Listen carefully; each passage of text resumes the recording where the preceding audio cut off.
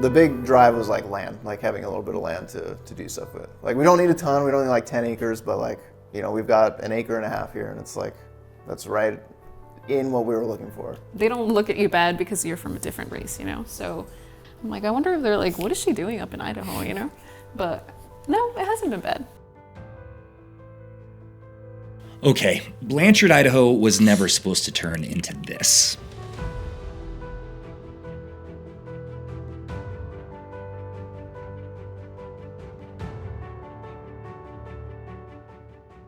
Not sure how it happened, but it has changed a lot.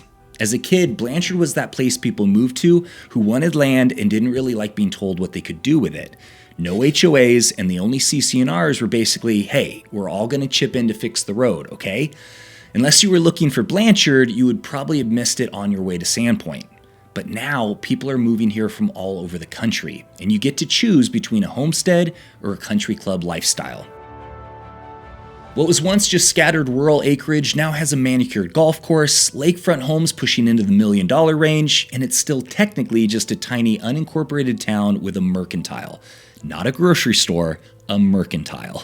Is Blanchard becoming the next Coeur d'Alene? No, that is a really ridiculous question. It has 2 small lakes and 1 place to buy milk. But if you want North Idaho without the density of Coeur d'Alene or the luxury price point of Sandpoint, Blanchard should be on your radar if you can handle the downsides.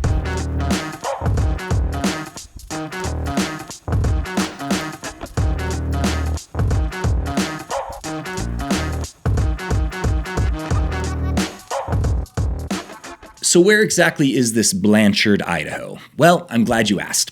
Blanchard sits in southern Bonner County, just north of Spirit Lake. You're about 15 to 30 minutes to Rathdrum, roughly 40 minutes to Coeur d'Alene, and around 35 to 40 minutes to Sandpoint. So no, you are not in town, you are choosing to drive to get the things you need. That 80-minute round-trip Costco run, that's just Tuesday. In summer, it's easy. In winter, well, that's a different story. Blanchard averages serious snowfall. It's in what's known as the snow belt, where you get 15 to 20% more snowfall than Coeur d'Alene, and it sticks to the ground a lot longer. Highway 41 is well maintained, but county roads, those are maintained when they get to them. For private roads, that's you and your neighbors pulling together to take care of them. Now here's where Blanchard has changed. That rural, hope you own a plow lifestyle isn't your only option anymore. If you're in one of the subdivisions, especially around the golf course or near the lake, you'll find paved roads, more consistent maintenance, and a slightly more structured environment. It feels cleaner, more polished, and yes, that comes with a price. Essentially, you're trading some independence for predictability. But even there, you're still in the snow belt. 4-wheel drive and good winter tires aren't optional upgrades, they're just part of living here. If you don't have them, this isn't charming rural living, it's a yearly challenge that doesn't get easier, you just get stronger. That's usually when people realize they've miscalculated their decision. Blanchard used to be the buy 10 acres and quietly disappear in the woods part of North Idaho, but now it's mixed. You've got smaller lots and subdivisions, acreage properties, golf course homes, and lake-adjacent builds. Median home values are sitting around the mid-500,000 range, but that swings hard depending on land, views, and infrastructure. And here's the quiet part no one thinks through. Raw land sounds romantic until you price a well, a septic, driveway grading, and power trenching. You can easily add tens of thousands before you even break ground. Freedom isn't free, it's just not billed monthly. Unless you have a mortgage, then it is billed monthly. Now, this next part is what usually gets people to go, you know what? I think we should look at Blanchard. This sounds good. And it has to do with property taxes. Bonner County has some of the lowest rural property tax rates in the state, and Idaho's homeowner exemption knocks out 50% of your primary residence value up to $125,000. So compared to places like Washington or California, it feels almost suspiciously low. That's part of the appeal, but low taxes don't eliminate lifestyle costs, they just move them around. Outside of residential areas like Stone Ridge, most properties in Blanchard are on a private well and private septic, which means you're responsible for them. That means septic pumping every few years, replacing your well pump when it's needed, and testing your own water. It's not hard, but it's things that you need to deal with. Power is typically provided by Avista or Northern Lights, and electric rates are reasonable for Idaho, especially compared to states like Washington and California. Internet, that's going to depend heavily on your specific property. Some pockets have fiber, but many homes rely on satellite or mixed wireless.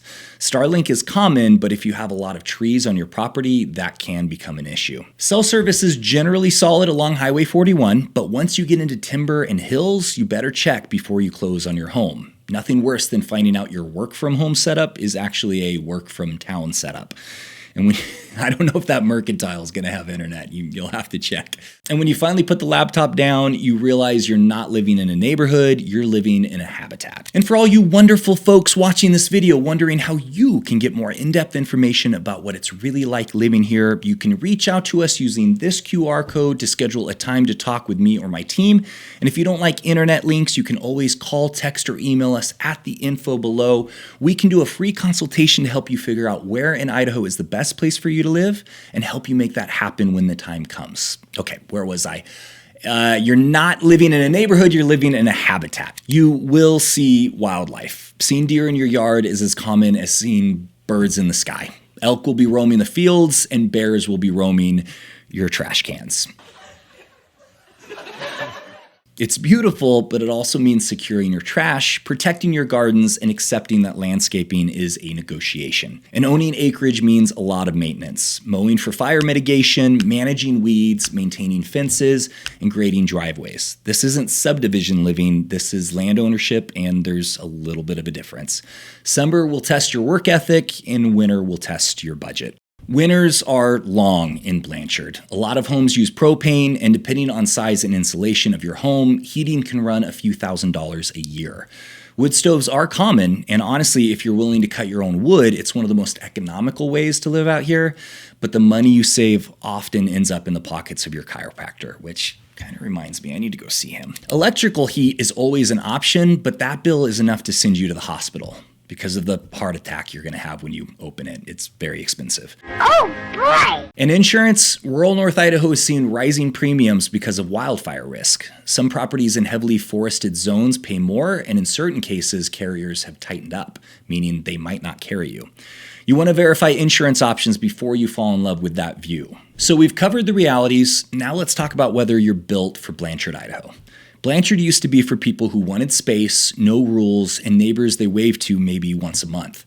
That version still exists. It's a great option if you value privacy and you don't mind driving 30 to 40 minutes for major services, and if you're comfortable handling things like your own septic, well, and road logistics. If you don't need city convenience and you genuinely like being left alone, the original Blanchard lifestyle fits perfect. But now there's another lane. Blanchard offers North Idaho scenery without Coeur d'Alene's density. If you prefer paved roads and maintained neighborhoods, and you're okay with no HOAs in exchange for predictability, the Stone Ridge area is a great fit.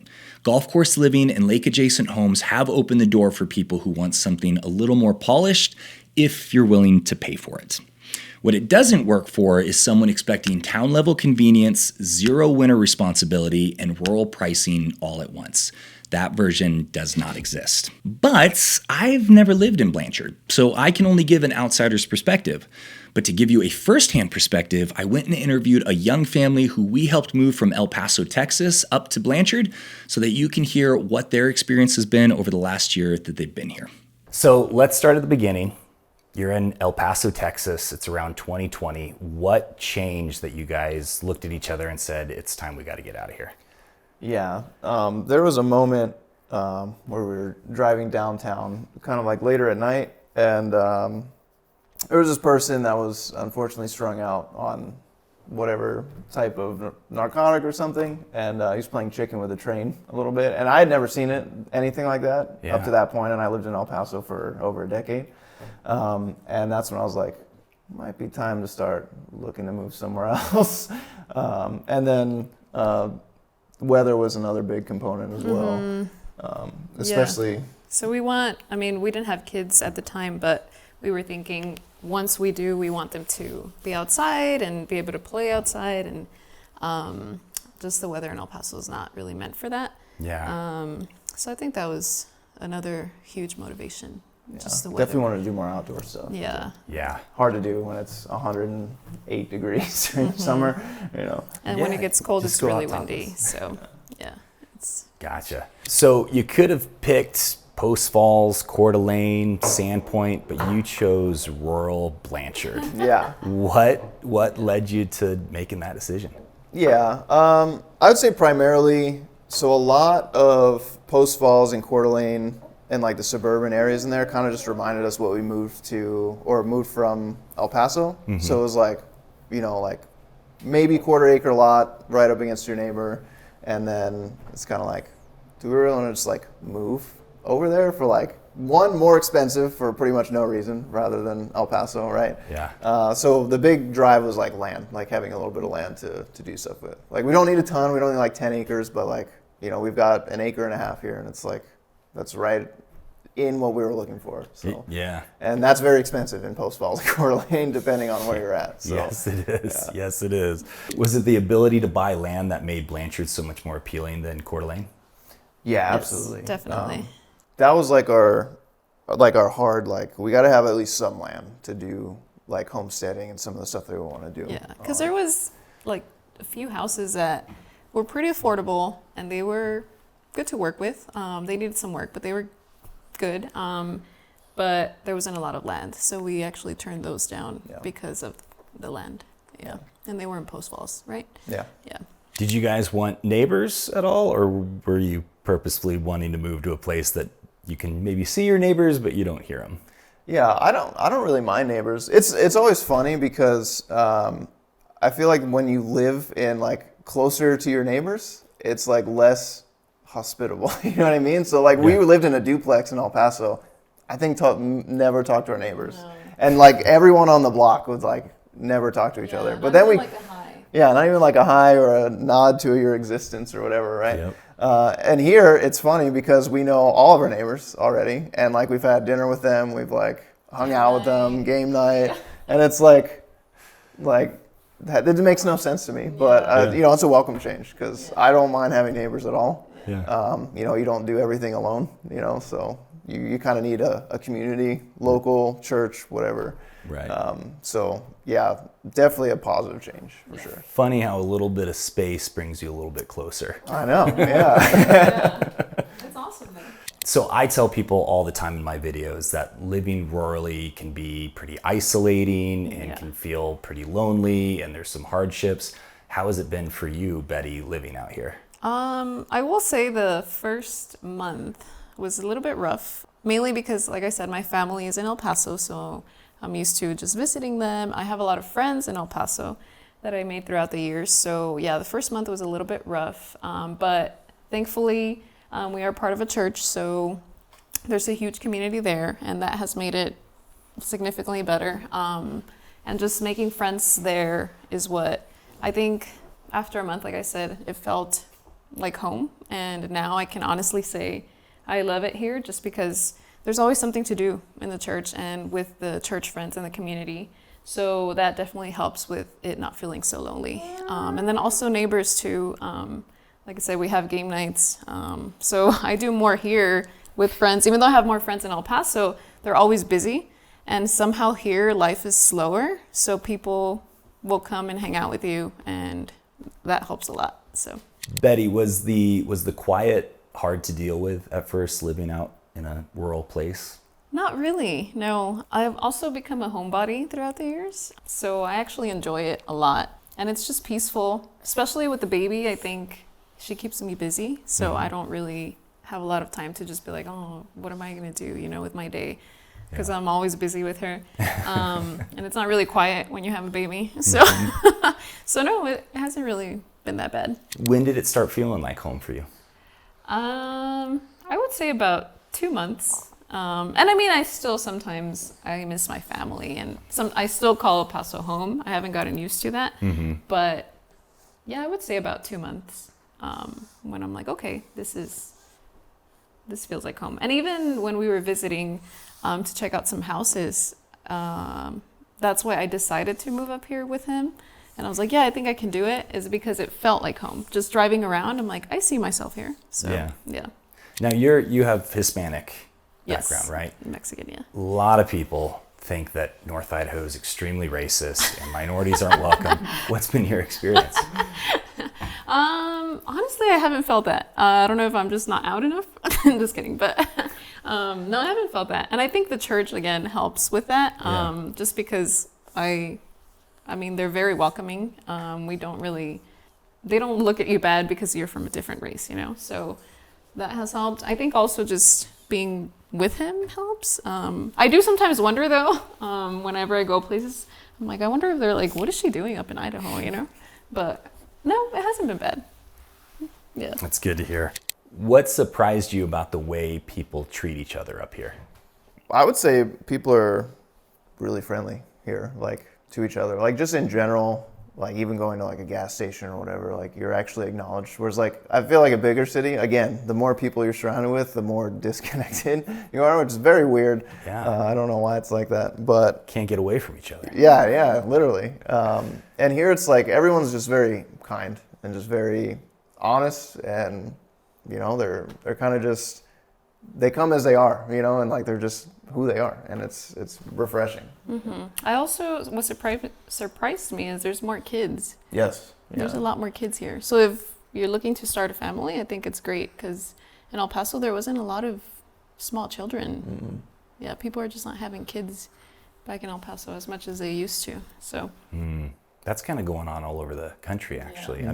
A video I'm coming out with is the mass immigration that's happened in Idaho, and talking about how the population would be a lot bigger if people were having more kids, but it's mostly outsiders moving here. It's kind of an interesting thing. Religion needs to step back up. Hey, make those babies. you should go to our church and see. Yeah. There's so many kids. So many, Yeah. Are you guys supporters of the Second Amendment? Of course. Do you feel like anybody moving here probably should be as well? They should be, yeah. I absolutely should be, yeah. You know, I mean, with my time in the military, of course, like, I think that comes natural with the territory. You know, I guess I'm on the more conservative end of things, but, you know, I'm still relatively patriotic, you know, even after, like, finding Christ, because a lot of people are like, oh, none of that matters anymore. I'm like, we're still living here. Like, we're still from here. So yeah, I mean, that's definitely a big thing. Like, would highly recommend. Yeah. Ironically, the least place you probably need it, but you know, it's just good to have it. I think it's because there's so many people that are. Yeah. Right? Isn't that interesting? Where there's support for the Second Amendment, you don't really need a gun because there's so many of them. Exactly. Yeah. How about less rushed? Do you feel less rushed living here? Absolutely. Yeah.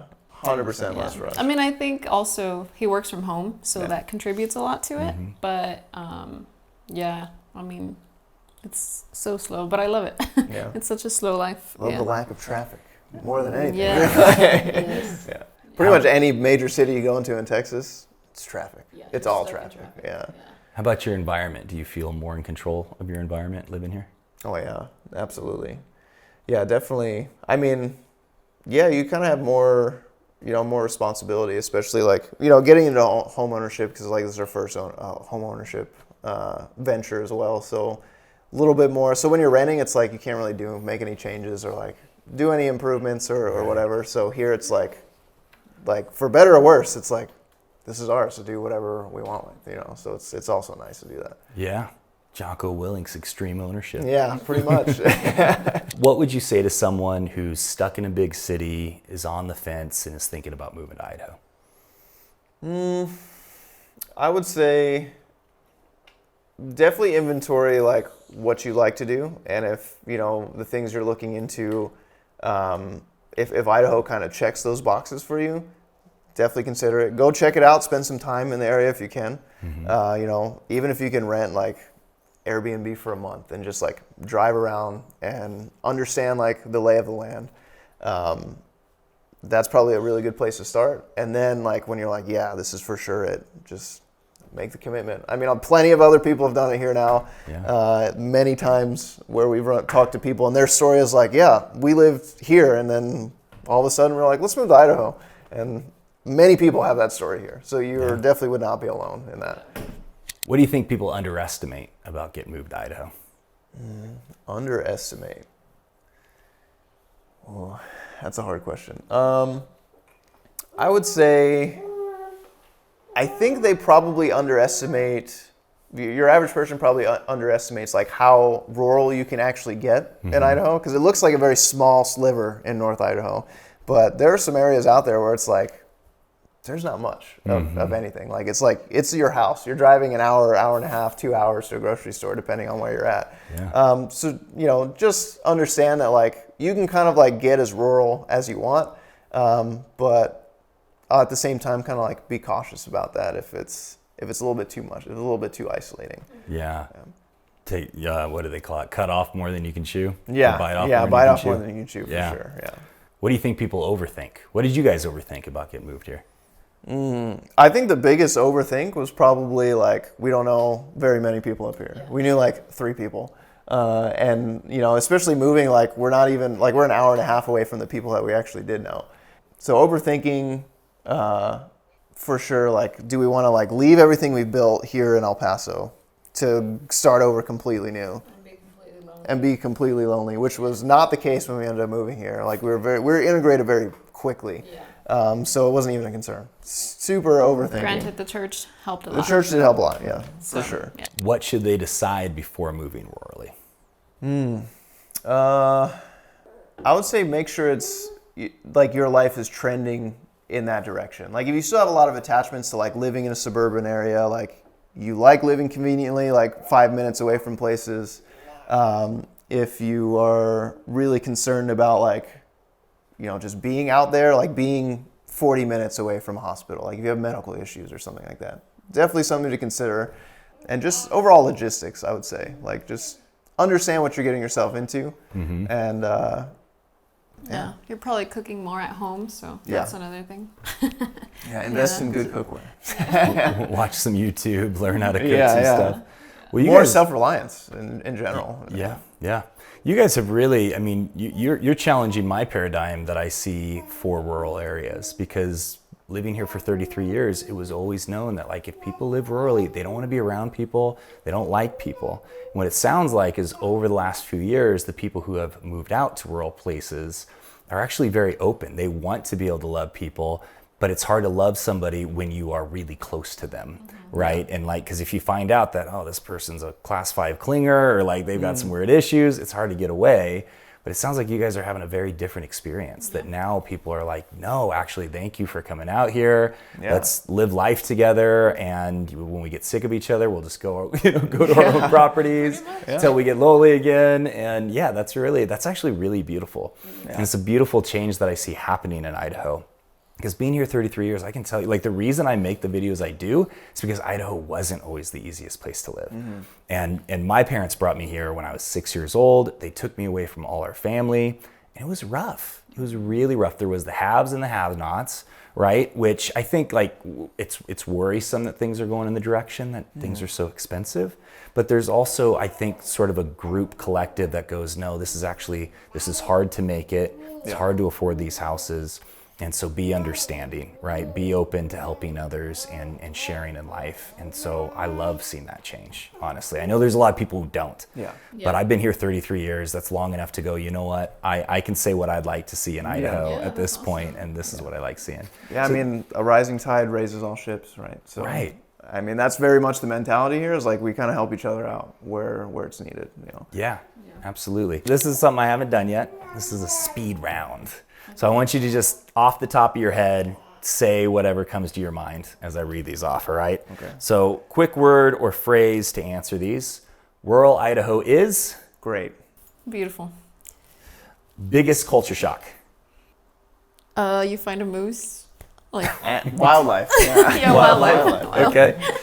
Best part of having 1.3 acres? Space to do things. Space for kids. Yeah.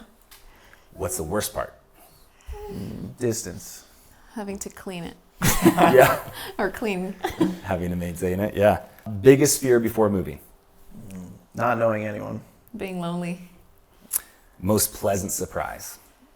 Well received when we got here. Yeah, people are friendly. Texas versus Idaho in one sentence? Texas hot, Idaho mixture of all things. I love it. Yeah, ditto. Cody and Betty, Thank you so much. I really appreciate Thank it. you. And thank you, Beverly. You did great. Say high five. High five. It's like, no. I get it. She's like, you come in my house, you mess with my flow. We have a lot more videos on what living life is like here in Idaho, so be sure to check those out on our channel and reach out to us if you are serious about moving to Idaho, and we can get you all the information you need to avoid making a $600,000+ mistake. That's a big mistake. Just reach out to us. We'll get you all the information, and we're looking forward to talking to you.